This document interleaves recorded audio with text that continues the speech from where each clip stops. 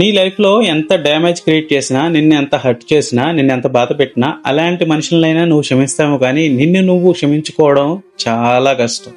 చాలా కష్టంగా ఫీల్ అవుతుంటావు. You know, some time the hardest person forgive is your self. నువ్వే. Not for trusting wrong person, not for loving so much, not for giving chances to break your heart. But నువ్వు ఉండాల్సిన time కన్నా వాళ్ళ లైఫ్లో ఎక్కువే ఉన్నావు. నీకు తెలుసు వాళ్ళు నిన్ను హర్ట్ చేస్తున్నారని, నీకు తెలుసు యూ డిజర్వ్ బెస్ట్ అని, నీకు తెలుసు వాళ్ళు నిన్ను పట్టించుకోకపోయినా నువ్వు కేర్ చేస్తున్నావు అని. బట్ స్టిల్ నువ్వు మూవ్ అవ్వకుండా, వెళ్ళకుండా, వదిలేకుండా అక్కడే ఉన్నావంటే you stayed because you are human.